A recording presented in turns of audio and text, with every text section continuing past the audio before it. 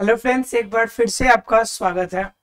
और फ्रेंड्स, हम लोग क्लास 11th के चैप्टर में हम लोग जान रहे थे। क्या जान रहे थे हम लोग? एडिच बीटेगड के पांचों पार्ट्स के बारे में, जिसमें हमने 3 पार्ट जान लिए थे। किसके किसके बारे में? मोनेरा, प्रोटिस्टा और आपका फंजाई। 3 पॉइंट जान लिए थे और 2 पॉइंट जो आज जानना है हम लोग को, वो है आपका प्लांटी जगत, प्लांटी जगत। और दूसरा जो हमें जानना है वो है हमारा जंतु जगत, जंतु जगत। अर्थात क्या? दूसरे शब्दों में क्या है? एनिमलिया जगत, एनिमलिया जगत के रूप में हम लोग एनिमल वाले पूरे पार्ट्स को कवर अप करना है। ऐसे फ्रेंड्स, पीछे के पॉइंट में आपने फंजाई तक का कोई इशू नहीं हुआ होगा, आपने क्लियर कर लिया होगा। अब बात कर लेते हैं प्लांट्स के बारे में। तो प्लांट्स के अंदर सामान्य रूप से क्या होते हैं कि वैसे जीव आते हैं जो पहला नंबर तो यूकैरियोटिक हो। कैसा हो? यूकैरियोटिक हो।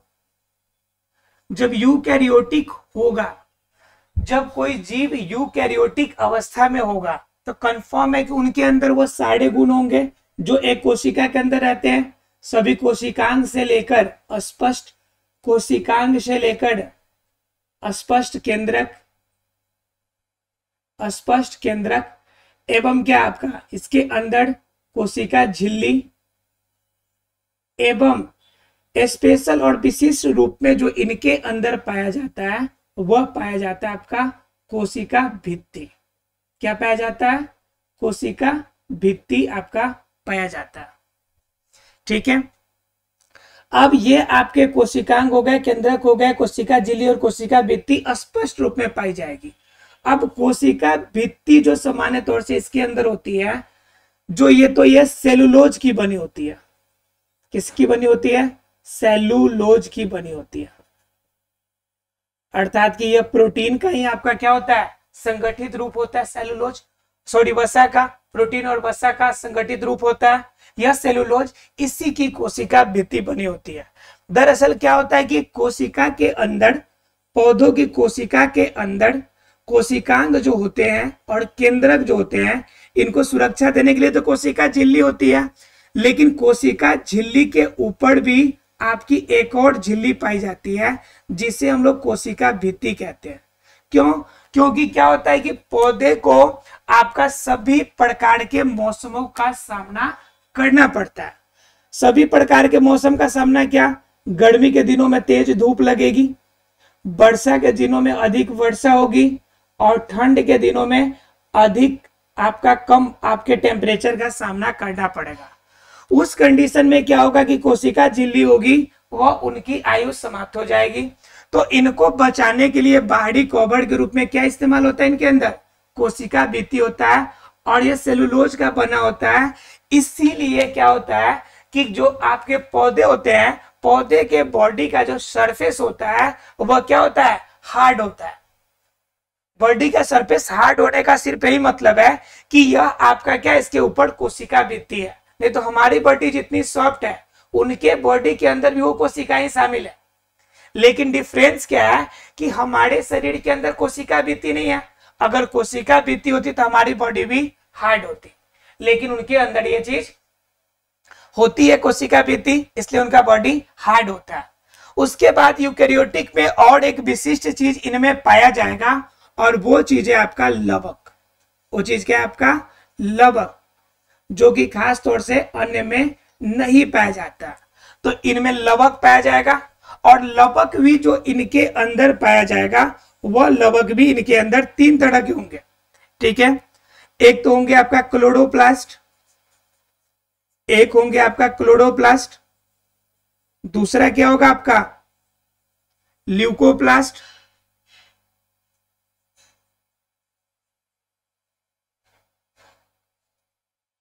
और तीसरा जो होगा आपका क्रोमोप्लास्ट। क्रोमोप्लास्ट, ये 3 प्रकार के लवक पाए जाएंगे। क्रोमोप्लास्ट की वजह से रंग बिरंगे फूल खिलेंगे। ठीक है।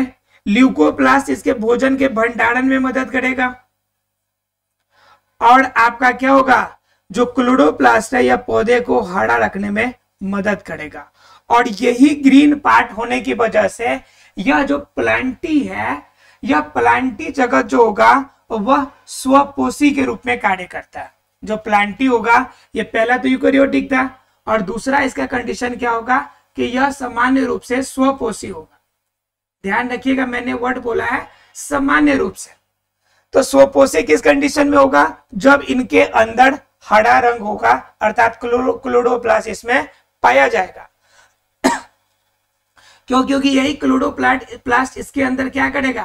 प्रकाश संश्लेषण की क्रिया करने में इसकी मदद करेगा।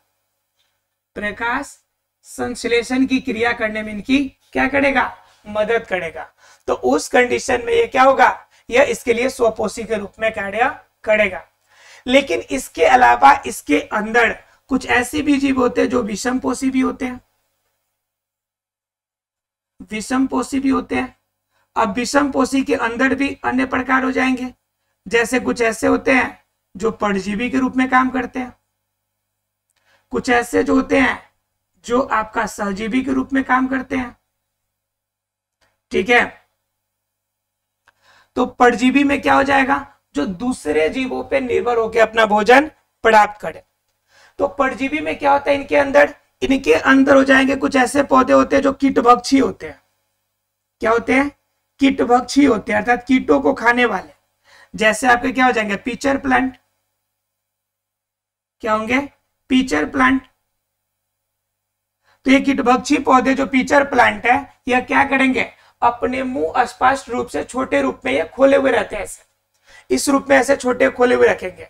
और जैसे इसके संपर्क में कोई भी आपका आएगा, कोई भी मटेरियल आएगा, आने के बाद तुरंत इसका मुंह ऐसे बंद हो जाता है और यह भोजन की तरह अंदर चला जाता है और भोजन के रूप में इस्तेमाल हो जाता है। तो यह किसका काम है? यह परजीवी के रूप में हो गया। आपका क्या होता है? सहजीवी के रूप में भी कुछ काम करते हैं। तो सहजीवी के रूप में मैंने एक आपको बताया था कि एक शैवाल के बारे में आपको बताया था मैंने कि शैवाल कवक के साथ मिलकर, कवक और शैवाल मिलेगा, कवक और शैवाल मिलकर लाइकेन बनाता था। तो यह सहजीवी के रूप में था। ठीक है, तो यह भी आपका सहजीवी के रूप में कार्य करता था। इसके अलावा आपका क्या है? इसके अलावा एक और एग्जांपल है आपका माइकोराइजा। माइकोराइजा यह भी एक प्रकार के सहजीवी के रूप में काम करता है। तो कहने का मतलब है कि पौधे जो होंगे, पहला नंबर तो यूकेरियोटिक होगा, दूसरा नंबर क्या होंगे? स्वपोषी होंगे। कब? जब इनके अंदर प्रकाश संश्लेषण की क्रिया होगी और उनके द्वारा भोजन करेंगे। इसके अलावा कुछ पौधे ऐसे भी होंगे जो विषमपोषी भी होंगे और अपना भोजन क्या करेंगे? अपना भोजन प्राप्त करने के लिए अन्य जीवों पर निर्भर रहेंगे। तो अन्य जीवों के लिए क्या हो जाएंगे? आपके पीचर प्लांट मैंने बताया, और कुछ ऐसे पौधे होंगे जो सहजीवी के रूप में इस्तेमाल किए जाएंगे। तो इस तरह से आपके क्या होंगे? प्लांटी वाले पार्ट में। अब प्लांटी जगत जो होता है वह छोटे रूप में तो होता नहीं है। प्लांटी जगत के अंदर जो जीवन चक्र है वो छोटे रूप में तो चलेगा नहीं, क्योंकि एक प्लांटी ग्रुप के अंदर बहुत सारे पार्ट, अन्य भाग भी शामिल होते हैं। लेकिन मुख्य रूप से प्लांटी जगत में हमें जानना है कि इनके अंदर क्या यूकेरियोटिक कोशिका है। इनके लिए एक पूरी चैप्टर पढ़नी है हम लोग को प्लांटी जगत की। इसमें हमें ब्रीफ सिर्फ जानना है, लेकिन आगे की एक पूरा चैप्टर पढ़ना है हम लोग को, जिसमें सिर्फ प्लांट्स के बारे में ही पढ़ना है। कितने तरह के प्लांट्स होते हैं, जैसे ब्रायोफाइटा, टेरिडोफाइटा। ठीक है, तो इन सभी के बारे में हम लोग डिटेल से जानेंगे। आवृत बीज, एंजियोस्पर्म, जिम्नोस्पर्म, है ना, इन सभी के बारे में हमें जानना है। तो ये पूरी प्लांटी जगत के हिस्से के अंतर्गत आएंगे। दूसरा पार्ट होता है आपका, अगर इसके कंपैरिजन में हम जंतु जगत को देखें, तो जंतु जगत के अंदर भी जो कोशिकाएं होंगी वह किस रूप में होगी? वह भी आपकी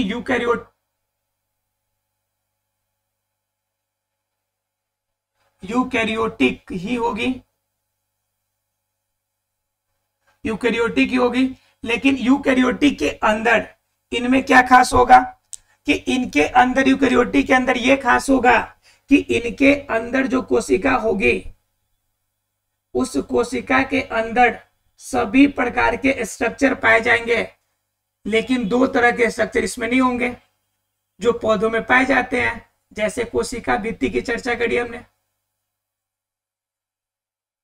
जो कोशिका भित्ति होगी इसमें नहीं होगी। और क्या नहीं पाया जाएगा इसके अंदर?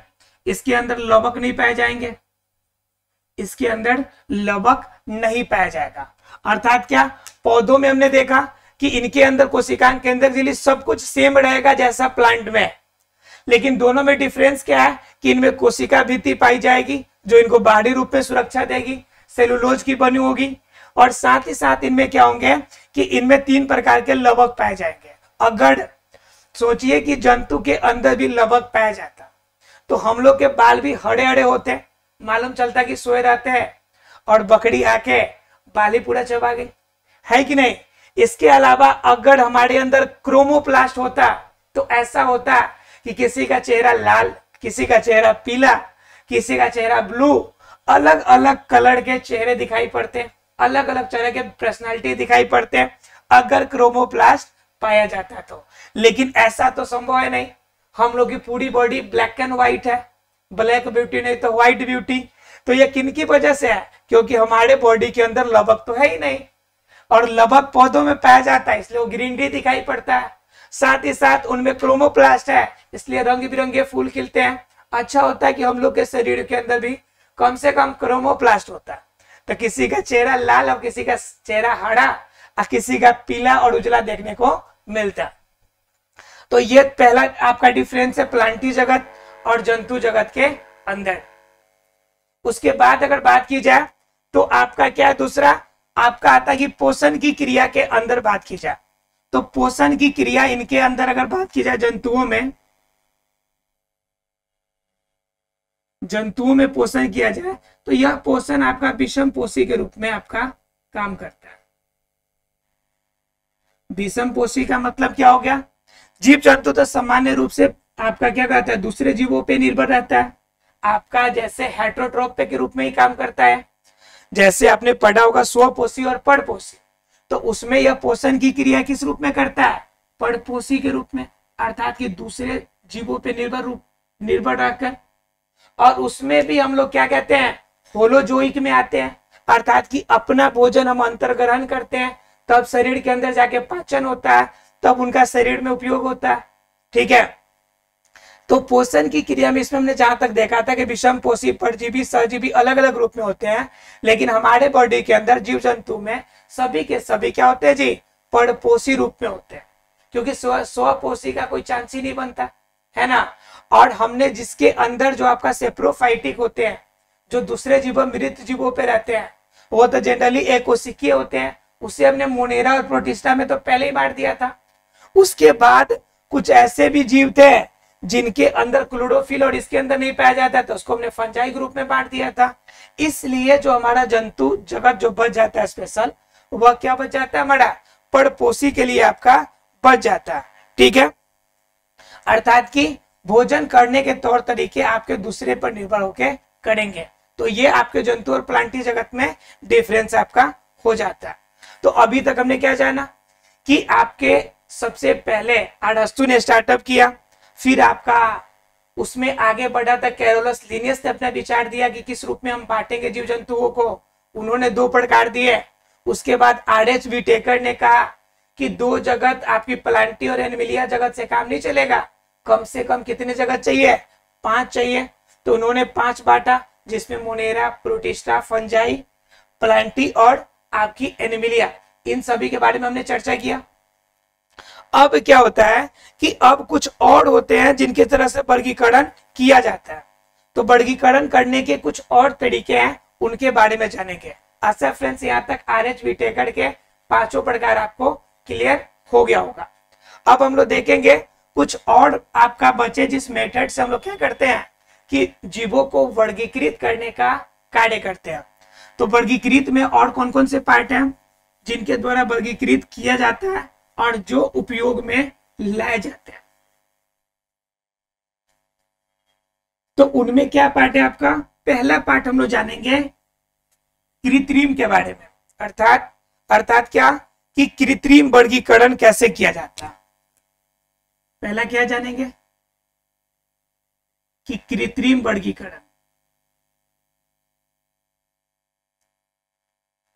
कृत्रिम वर्गीकरण में क्या करते हैं हम लोग कि जीवों के अवशेषों को हम क्या करते हैं, बांट लेते हैं अलग अलग रूप में करके, और हम उसके बारे में वर्गीकरण करते हैं। जैसे मान लीजिए कोई जीव है और जीव के किसी एक भाग को, अवशेष को हम अलग करके और उनके आधार पर हम क्या करेंगे, वर्गीकरण करते हैं कृत्रिम रूप में।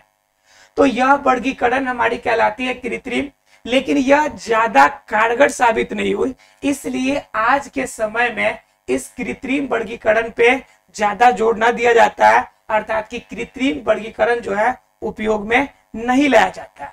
लेकिन उसी के जगह पे दूसरा वर्गीकरण उपयोग में लाया जाता है, और वह वर्गीकरण क्या होता है आपका, प्राकृतिक वर्गीकरण। कौन सा वर्गीकरण, प्राकृतिक वर्गीकरण। प्राकृतिक वर्गीकरण में क्या होता है कि हम प्राकृतिक गुणों आधार पे देखते हैं, क्या देखते हैं, जीवों की आकारिकी देख लेते हैं, आकार आकृति यानी आकारिकी के बारे में चर्चा करते हैं। उनके बाद उनके अंदर होने वाले पोषण क्रिया या अन्य क्रियाओं के बारे में बात करते हैं। इन आधार पे हम उनका वर्गीकरण करते हैं, और इस आधार का जो वर्गीकरण है वह सार्थक साबित होता है, और इनसे हमें पूर्ण रूप से सही तरह से वर्गीकरण करने में सहायता मिलती है। इसलिए कृत्रिम वर्गीकरण आपका सामान्य रूप से आज इसका महत्व खत्म हो गया है, और प्राकृतिक वर्गीकरण आज भी आपका चलता है। इसके अलावा क्या होता है, इसके अलावा तीसरा एक और वर्गीकरण होता है जाति वृत्तीय वर्गीकरण। ठीक है, जाति वृत्तीय वर्गीकरण। जाति वृत्तीय वर्गीकरण उसी के आधार पर कार्य करेगा जैसा कैरोलस लिनियस कहता था। जातिगत रूप में इसे बांटकर और अलग अलग जाति की व्याख्या करके, वर्णन करके, और उनके बारे में हम चर्चा करेंगे। तो यह आपका जाति वृत्तीय वर्गीकरण के अंतर्गत आता है। इसके अलावा एक और है आपका नामकरण के लिए। अब ये तो हमने देखा कि इस तरह से वर्गीकरण कर सकते हैं। ठीक है, अब क्या होता है कि कुछ नामकरण करने के लिए, अर्थात इस वर्गीकरण करने के लिए और भी कुछ पहलू है। ठीक है, तो उसमें आपका आता है कि आपका न्यूमेरिकल टैक्सोनॉमी। क्या आता है, न्यूमेरिकल टैक्सोनॉमी। मतलब क्या, सांख्यिकीय वर्गीकरण। तो सांख्यिकीय वर्गीकरण में क्या होता है कि इसमें आंकड़ा लिया जाता है। क्या लिया जाता है, आंकड़ा लिया जाता है। आंकड़ा लेने का मतलब क्या हो गया कि अलग अलग पेड़ पौधे के आंकड़ा प्राप्त किया जाता है, और पौधे के और जीवों के आंकड़ों के आधार पर विश्लेषण किया जाता है कि किन पौधों में कितना आपका समानता है और कितनी असमानता है। ठीक है, समानता और असमानता के आधार पे हम क्या करते हैं, इनको वर्गीकृत करते हैं। तो यह कहलाता है हमारा न्यूमेरिकल टैक्सोनॉमी। जनरली हम इन डाटा को कंप्यूटर के सहायता से हम क्या करते हैं, समानता और असमानता की पता लगाते हैं, और इनके आधार पे हम वर्गीकरण जो करते हैं वो हमारा क्या होता है, न्यूमेरिकल टैक्सोनॉमी के अंदर आता है। तो हमारा 4 प्रकार हो गया। उसके बाद क्या होता है आपका 5वां प्रकार। 5वां क्या होता है, साइटोटैक्सोनॉमी।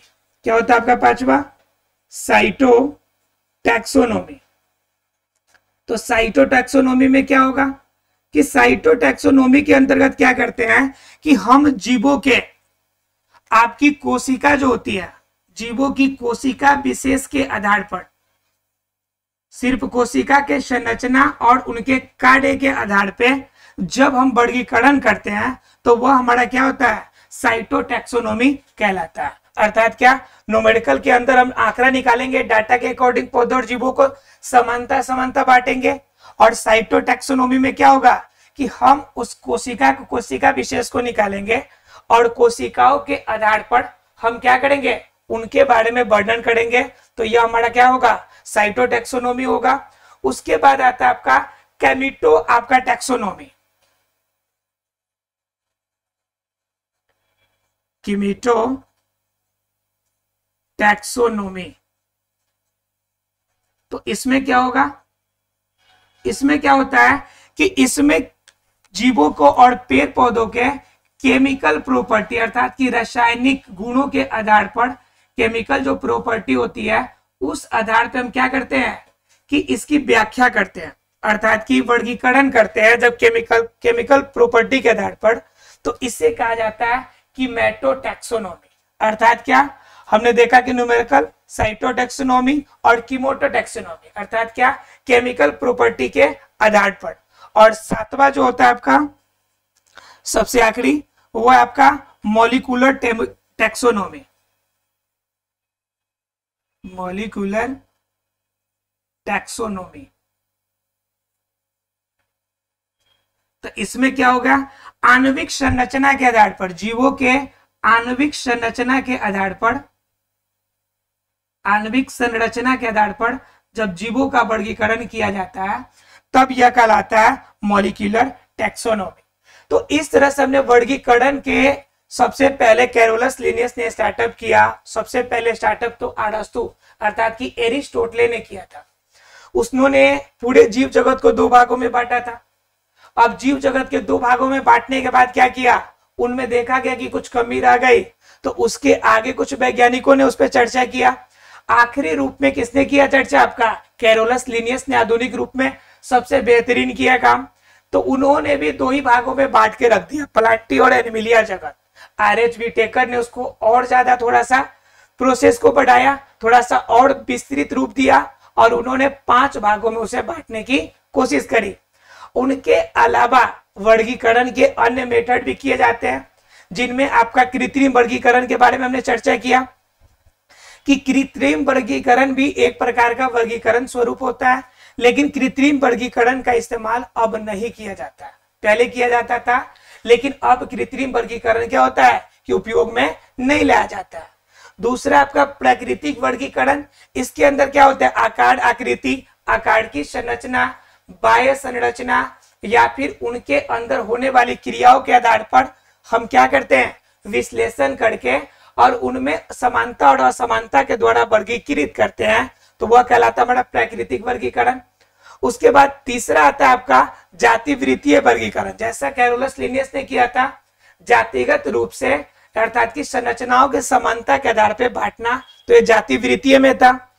उसके बाद आता है आपका न्यूमेरिकल टैक्सोनॉमी अर्थात की सांख्यिकीय वर्गीकरण। इसके अंतर्गत क्या था कि हम पेड़ पौधों एवं जीवों का आंकड़ा इकट्ठा करते हैं और उन आंकड़ा को कंप्यूटर में सबको संगणित या इकट्ठा करते हैं, और इकट्ठा करने के बाद उनमें पौधों और जीवों में समानता और असमानता अर्थात समान गुण और असमान गुण के आधार पर हम क्या करते हैं, उसे वर्गीकृत करते हैं, तो वह हमारा न्यूमेरिकल टैक्सोनॉमी कहलाता है।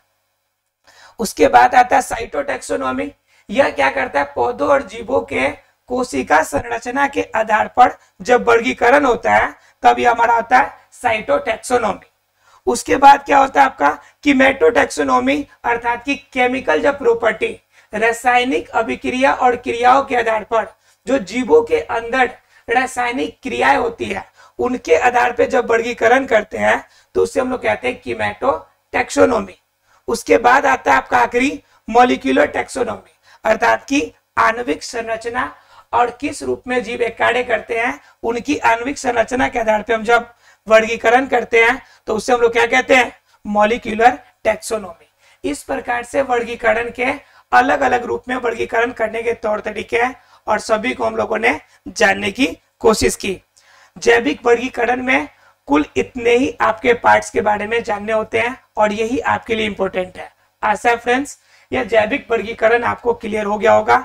मिलते हैं फ्रेंड्स अगले क्लास में, तब तक के लिए thank you very much friends.